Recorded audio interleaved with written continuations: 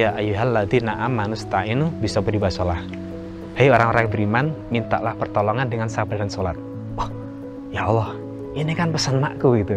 Nggak tahu mak saya itu dapat kata-kata itu dari mana, tapi yang jelas itu dalam banget dan membuat saya, oh Masya Allah, terima kasih banget gitu. Karena memang dua hal itu yang membuat saya bisa sampai hari ini bertahan seperti itu. Karena memang kenapa mak saya membekali itu, karena itu yang membuat saya bisa berada di titik ini.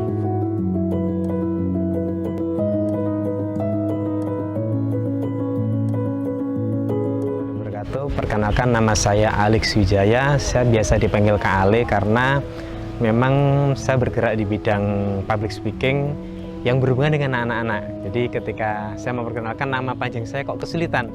Apalagi kalau di Indonesia nama Alex ini masih agak unik ya, karena orang sering terpleset jadi namanya Alex. Makanya sekalian deh namanya jadi Ale gitu. Dan saya bisa dibilang sebagai seorang pendongeng. Saya berasal dari Malang.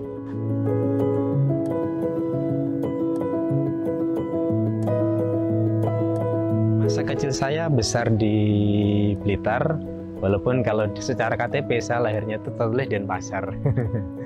Terus dari Blitar, terus kemudian masa kecil saya cukup menyenangkan, cuman saya punya sedikit masalah agak kurang pede gitu. Karena saya dari kecil memang badan saya besar. Saya dipanggil gendut karena memang badan saya gendut gitu ya. Terus kemudian agak hitam, jadi membuat saya kurang pede, sehingga di situ saya menjadi anak yang agak introvert gitu ya. Introvert, terus sampai suatu waktu pengennya waktu itu di SMP itu saya disuruh mondok sama orang tua saya. Cuman karena saya malunya itu agak lebih banget, jadi antara malu dan takut jadi satu, akhirnya nggak mau mondok gitu. Akhirnya saya sekolah di kampung saya, di MTSN Kunir ya. Terus kemudian akhirnya di waktu SMA baru saya berani hijrah. Saya hijrah ke Tulungagung di salah satu SMK luar negeri gitu ya. SMK Boyolangu, SMK Siang Boyolangu ya. Jadi di luarnya SMK negeri, jadi saya luar negeri. Dari situ saya masih menjadi anak yang cukup pemalu karena masih kurang pede waktu itu. Cuman masa kecil saya yang lucu menurut saya itu setiap kali saya berada di sebuah Jumatan atau mungkin menghadiri sebuah pengajian, saya tuh berpikir gini, ya Allah, kok keren ya, suatu saat saya bisa berani di depan podium gitu, di depan panggung, di istilahnya menyampaikan sesuatu yang waktu itu yang saya pikirkan bukan lebih menyampaikan sesuatu yang bermanfaat, tapi lebih menyampaikan sesuatu kok kelihatannya didengar orang itu keren gitu. Saya cuma berpikir itu aja, dan itu selalu saya lakukan. Nggak tahu hati saya seperti itu. Hingga akhirnya saya hijrah ke Malang, kuliah. Alhamdulillah di masa kuliah itu saya punya sejarah. Tahun 2001 itu tes masuk perguruan tinggi, namanya masih UMPTN. Saya keterima di Sastra Indonesia UM, Universitas Negeri Malang. Lalu karena saya basicnya STM, kok kurang nyaman gitu ya dari STM ke Sastra Indonesia. Ternyata kemampuan bahasa saya cukup tinggi, makanya sama mentor waktu milih jurusan, pilihan pertama 2 itu teknik mesin, terus pilihan ketiga IPC, itu baru ngambil Sastra Indonesia. Cuman karena saya basicnya STM, tahun 2002 namanya sudah dari UMPTN ganti SPMB, saya ikut tes lagi, alhamdulillah keterima lagi di kampus UM jurusan S1 Pendidikan Teknik Mesin. Akhirnya saya mantap kuliah di situ, walaupun sebelumnya saya termasuk anak yang agak dalam tanda kutip benci jadi guru gitu kan. Karena pada waktu konsultasi sama mentor saya di lembaga bimbingan belajar, Pak, saya tuh nggak suka jadi guru, tapi orang tua saya minta S1 gitu kan. Ternyata waktu itu pilihannya untuk S1 murni hanya dari Brawijaya, nilai saya nggak cukup, tapi ketika di UM cukup, cuman adanya D3. Akhirnya ya sudahlah, nggak apa-apa, nanti paling kamu juga bakal suka, pilih aja S1 Pendidikan Teknik Mesin. Alhamdulillah pada waktu semester 1 saya dipertemukan dengan dosen saya yang luar biasa, yang mengubah mindset saya bahwasanya menjadi guru itu keren. Dosen saya bilang gini, kalian adalah orang yang beruntung di sini. Loh kenapa Pak?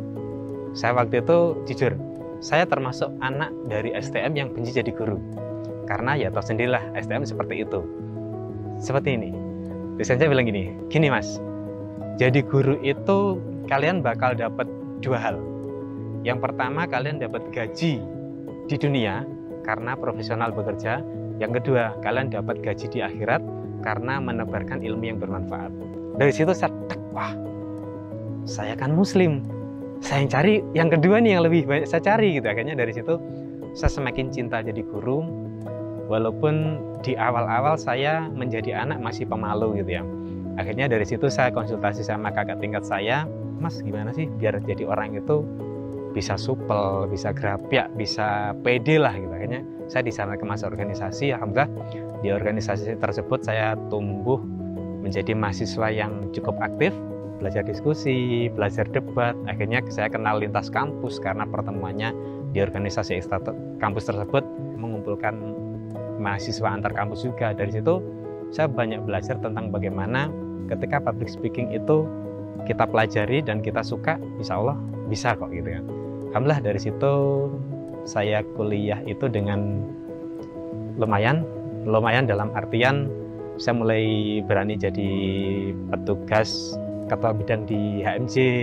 Akhirnya saya diangkat jadi mencalonkan diri jadi ketua HMJ dan terpilih. Bahkan sempat menjadi calon ketua BEM, tapi karena ya belajar berpolitik, ternyata kita dalam satu organisasi maju 2 orang, kayaknya yang satu yang lebih berpotensi. Akhirnya saya mengundurkan diri, saya lebih ke menjadi ketua organisasi di ekstra kampusnya, seperti itu.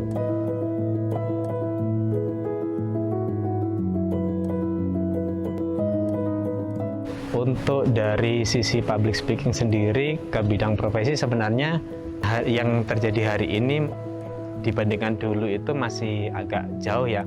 Karena dulu di waktu kuliah itu seperti layaknya umumnya mahasiswa, karena saya suka seni, suka bermain gitar, bermusik, saya ngeband. Ngeband itu saya manggung di beberapa kampus, ya ikut parade seperti itulah. Bahkan sampai sempat grup kami menciptakan sebuah lagu, cuman karena kesibukan dan tertentu lagu itu belum pernah terekam, tapi masih ada di benak saya. Saya berharap suatu saat akan direkam gitu ya, karena lagu itu keren sih. Nah dari situ akhirnya cita-cita awal saya tuh jadi artis ya, karena sering nonton TV terus lihat artis, kok keren ya. Karena waktu itu masih zamannya lagu kami itu terinspirasi dari lagunya Coklat yang tentang Indonesia itu, Coklat Band itu, dan lagu kami juga membawa tentang Indonesia. Dari situ akhirnya saya sempat pernah tahun 2006 berangkat ke Surabaya untuk seleksi Indonesian Idol. Lucu banget. Kalau inget itu kayaknya sampai segitunya ya gitu, saya pengen jadi seorang yang berada di depan dan jadi pusat perhatian. Padahal kalau dilihat backgroundnya saya yang introvert, saya adalah anak yang pemalu tapi punya angan-angan untuk berada muncul di publik seperti itu. Akhirnya dari situ di babak penyisian saja Indonesian Idol sudah terempas, karena memang secara basic saya nggak pernah les vokal gitu, hanya berani manggung gitulah seperti itu. Ya dari situ akhirnya aktivitas saya mulailah saya bekerja di sebuah warnet, di mana dari warnet itu saya mulai belajar tentang apa itu online, terus kenal mulai zamannya chatting YM-an ya, masuk chat room dan lain sebagainya. Terus kemudian saya mulai kenal yang namanya dunia blogging. Disitulah yang membuat saya, ternyata di online itu nggak hanya chattingan aja ya, kita bisa sharing something gitu loh. Apalagi saya terdidik sebagai seorang guru, saya melihat blog ini adalah sebuah wadah untuk curhat, tapi ketika kita punya sebuah ilmu yang kita sharingkan, maka ilmu itu bisa dibaca oleh banyak orang. Maka kebermanfaatan di situ adalah bisa didapatkan dengan banyak. Nah, saya jadi teringat ke Malang. Pertama kali berangkat ke Malang, saya izin sama orang tua begini. Orang tua saya, terutama ibu saya, itu adalah seorang petani, ibu rumah tangga biasa. Juga kalau dibilang orang-orang pengajian kayaknya enggak. Kalau dibilang ya orang biasa lah istilah. Cuman ada satu pesan yang membuat saya hari ini, ternyata pesan itu keren banget gitu ya. Ibu saya bilang begini, Le, dimanapun berada, kamu punya masalah apapun, pokok ingat 2 hal. Apa itu, Mak? Sabar dan sholat.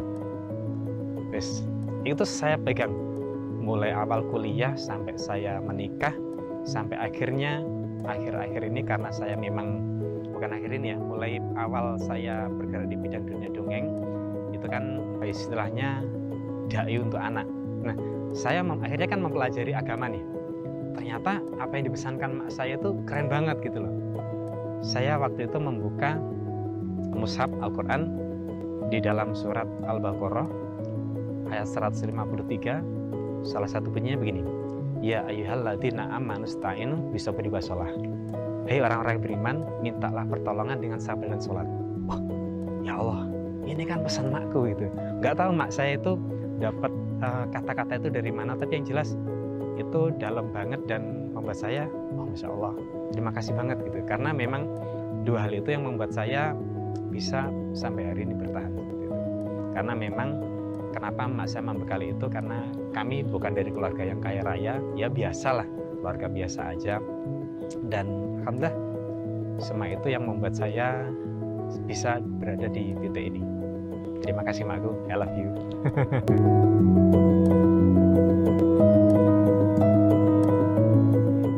Jadi bisa dibilang blog itu adalah diary online gitu ya. Jadi komunitas kami sekumpulan orang-orang yang memang hobi nulis gitu ya. Kebetulan di situ ada yang basicnya mahasiswa, ada yang pekerja, ada yang dosen juga, bahkan ada juga pegawai bank dan banyak macamnya ya. Akhirnya dari situ saya mulai mengenal banyak orang, dan dari situ pula kalau zaman dulu orang-orang mulai memonetize, menjadikan blog ini menjadi mesin uang. Artinya orang-orang dari blog bisa mendapatkan uang. Alhamdulillah saya dari blog bisa mendapatkan istri gitu, Masya Allah ya. Kenapa? Karena memang istri saya adalah teman blogger saya gitu ya, dimana kami sama-sama hobi menulis, dan alhamdulillah dari situ, dari kopdar pertama, kedua dan selanjutnya yang namanya sudah jodoh ya, alhamdulillah akhirnya kami berjodoh. Dan memang waktu itu cita-cita saya pengen nikah dengan orang Malang gitu ya, orang Malang. Dan pada waktu pertama kali saya ke kampung istri saya berkesan banget karena tempatnya tuh adem, dan pada waktu itu asri banget gitu loh. Saya bilang, saya memang berasal dari kampung juga, cuman kalau di Blitar itu masih panas gitu ya, banyak tumbuhan tapi panas. Tapi ketika di Malang, di kampung ini kok adem banget sih, kayaknya enak sih hidup di sini gitu. Ternyata Allah mengijabahi itu, saya hidup di sini juga. Nah, dari situ dunia blogging ini, karena saya kan basicnya seorang guru nih, dididik kuliah menjadi seorang guru. Maka dari situ teman-teman melihat kemampuan saya ketika mereka konsultasi, Le, kok blogku kurang begini, ngeditnya gimana? Oh seperti ini, oh termasuk kode-coding dan lain sebagainya. Mereka sering konsultasi ke saya. Jadi ketika saya nggak tahu, saya searching di waktu itu masih zamannya Google masih baru kayaknya ya, masih ada Altavista dan lain sebagainya, Yahoo search gitu ya. Saya coba searching, kok ada tutorialnya. Ketika saya sharing, ternyata mereka antusias, wah keren lah gitu ya. Akhirnya dari situ teman-teman, ayo coba kapan buat kelas tentang blog, kamu jadi pematerinya. Alhamdulillah, karena saya terdidik seorang guru, maka saya menyampaikan dengan baik. Sampai pada akhirnya waktu itu ada sebuah komunitas yang digagas oleh salah satu dosen di UM. Kebetulan beliau juga dosen pembimbing saya. Beliau membuat komunitas yang namanya klubguru.com. Nah, klubguru.com ini mengadakan seminar tentang blogging for teacher itu di gedung Unmu, itu bersama sekitar 200 guru se-Jawa Timur. Alhamdulillah saya berada di depan dan saya men-sharingkan bagaimana tentang ngeblog, bagaimana caranya ngeblog untuk guru itu seberapa penting. Alhamdulillah dari situ feedbacknya bagus. Dan selanjutnya adalah ketika saya sudah menikah dengan istri, saya mulai membangun sebuah usaha. Sebuah usaha ya bisa dibilang UMKM gitu ya. Dari UMKM tersebut, karena memang pada dasarnya mungkin ya secara genetiknya itu saya sangat mudah belajar sesuatu, sehingga ketika men-sharingkan sesuatu itu mudah dipahami gitu ya. Maka dari dunia blogging saya berpindah lagi berbicara tentang how to start a business. Nah, dari how to start a business itu saya mulai banyak juga diundang berbicara di beberapa kampus-kampus juga. Cuman di situ ada sedikit kejanggalan ketika istri saya merasa kayaknya belum pantas. Kenapa? Bisnis kami belum settle seperti itu. Bisnis kami belum settle sehingga membuat istri saya kurang nyaman. Walaupun saya bilang ngotot, loh, tapi kan orang ngajar itu yang penting muridnya paham. Dan terbukti salah satu murid saya yang waktu itu bisnis kami, saya masih mulai bisnis, ini murid saya yang sudah bisnis duluan cuman belum kenal internet marketing. Dia bisa melejit dari ilmu yang saya sampaikan. Ini loh buktinya, murid saya bisa sukses gitu. Terus kenapa gurunya belum sukses gitu kan? Dari situ ada sedikit istilahnya ketidakcocokan, kurang mantap gitu, kurang sreg. Hingga suatu saat saya mulai mendaftarkan diri untuk menjadi pengajar di kelas inspirasi. Kelas inspirasi yang waktu itu kalau nggak salah digagas oleh Pak Anies Baswedan. Jadi roadshow ke sekolah-sekolah di pelosok. Nah, karena roadshow-nya di sekolah pelosok, saya menceritakan seseorang yang berasal dari kampung. Ternyata dia punya cita-cita tinggi, pengen naik pesawat. Terus akhirnya dia besar itu, cita-cita itu tercapai. Karena dia bekerja di salah satu agent travel gitu ya, akhirnya bisa ke luar negeri, naik pesawat dan lain sebagainya. Bahkan dari usahanya dia bisa berangkat umroh gitu. Nah, dari kelas inspirasi itu ternyata ada salah satu lembaga amal zakat nasional di Malang itu melihat postingan saya, kayaknya ini masuk di event saya cocok gitu. Waktu ke rumah tanya, Kak Ale bisa dongeng nggak gitu. Waktu itu saya masih mikir bisa atau enggak, istri saya langsung bilang, bisa Pak, kapan acaranya gitu. Mungkin di situ titik baliknya ya, dalam artian gini, ketika istri saya menyambut baik, bisa Pak, kapan? Maka Allah seperti menunjukkan sebuah jalan. Oh ya Bu, ini nanti Kak Ale harus mendongeng di depan 600 anak yatim di gedung pendopo Kabupaten Malang. Pada waktu itu kelas yang saya sharingkan paling banyak mungkin di guru tadi ya, masih 200 orang. Kalau anak-anak mungkin masih 50 anak, satu kelas seperti itu. Ini langsung 600 orang, saya berpikir, wah apa bisa gitu kan. Tapi saya bilang, kamu bisa ya? Bisa. Akhirnya dari situ saya belajar dari YouTube bagaimana sih mendongeng itu seperti apa, menghadapi anak seperti apa. Dan alhamdulillah saya diingatkan lagi di S1 pendidikan saya, walaupun jurusan teknik mesin, saya diajari apa itu pengantar peserta didik, apa itu pengantar pendidikan. Jadi secara psikologi tentang anak-anak kami diajari. Nah dari situ akhirnya dari event pertama itu saya minta feedback dari panitianya. Ternyata hasilnya luar biasa. Mereka sangat antusias, anak-anak juga suka, dan panitianya bilang, Kale keren, dan kita mau pakai Kale di setiap acara kita. Tahun 2016 sampai hari ini kita masih kerjasama, Insya Allah. Jadi ini mungkin ya, ketika kita kaitkan dengan kenapa istri saya kok ridho saya menjadi seorang pendongeng gitu ya, yang istilahnya mungkin saya secara performa belum pernah melakukan dongeng, cerita fabel dan lain sebagainya, tapi waktu itu kok istri saya langsung klik, kenapa kok diterima Anda? Sedangkan saya belum pernah punya pengalaman. Sedangkan yang kemarin kita punya bisnis, saya sharing tentang bisnis juga enak. Kok ini tentang dunia dongeng untuk anak yang saya nggak punya basicnya, kok diterima? Saya bilang apa? Oke, kalau bisnis sudah fix, usaha kita belum settle, maka saya nggak mau. Tapi ketika mendongeng, maka saya bilang ayah akan istri saya ya. Maka ketika mendongeng, ayah akan men-sharingkan tentang bagaimana cerita kisah-kisah Nabi, kisah para sahabat, kisah tentang agama. Dan secara fik, ayah adalah seorang muslim. Secara agama bisa belajar. Aku suka itu. Kenapa? Ini adalah medan dakwah, di mana ketika kita membangun generasi itu dari kecil, salah satunya adalah dengan dongeng inspirasi. Mungkin nggak melulu tentang cerita Nabi. Kita di Indonesia aja punya banyak pahlawan. Jangankan Indonesia nasional, dari dunia dongeng ini saya jadi tahu, oh ternyata di Malang itu banyak ya mulai dari kenapa kok nama terminalnya Hamid Rusdi. Oh ternyata beliau itu salah satu pejuang dari Malang. Oh dari Batu kok namanya Jalan Abdul Ghani. Oh ternyata Abdul Ghani itu pejuang juga ya. Bagaimana perjuangan. Jadi dari situ saya mendapatkan banyak wawasan literasi tentang pahlawan-pahlawan lokal maupun internasional yang membuat saya semakin mencintai pekerjaan saya di dunia dongeng ini. Mungkin bagi beberapa komunitas kita menyebutnya bukan pendongeng tapi dai spesialis untuk anak.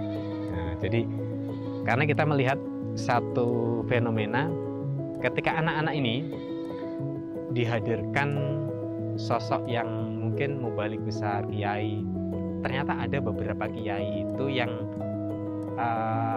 maunya anak-anak itu mendengarkan dengan duduk, diam, manis gitu ya. Tapi ternyata anak-anak itu psikologinya maunya gerak, maunya rame, maunya berlarian. Maka melalui media dongeng ini kita bisa memfasilitasi itu. Kenapa? Karena dengan dongeng yang inspiratif, saya mengajak mereka interaksi, terus saya mengajak mereka bagaimana di depan itu, yuk kita sama-sama bareng tampil sesuatu. Nah dari situ teman-teman saya belajar tentang ketika kita mencintai sebuah pekerjaan, kalau bisa ya, itu misalkan kita sudah punya pasangan, ya pasangan kita harus ridho juga gitu. Walaupun kita merasa ahli di situ, tapi ketika pasangan kita nggak ridho, nggak sepakat, kalau bisa jangan ditabrak. Pasti ada sesuatu yang akan membenturkan kita nggak lancar. Tapi ketika kita bisa sesuatu, kok istri kita mendukung, maka kita bakal dapat jalannya itu lebih mudah gitu ya.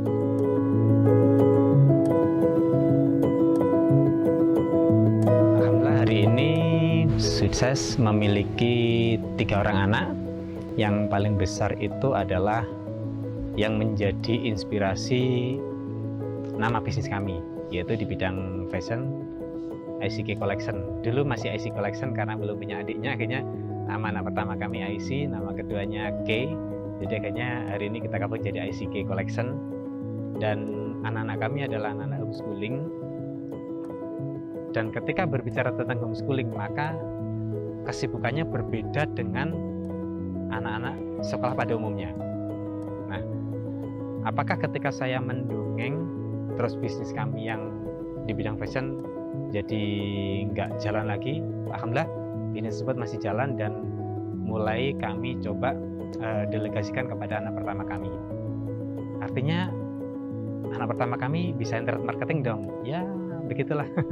Mungkin kalau pepatah mengatakan buah jatuh tak jauh dari pohonnya, kami pun mengajarkan kepada anak-anak kami tentang bagaimana sih pemasaran melalui internet gitu ya.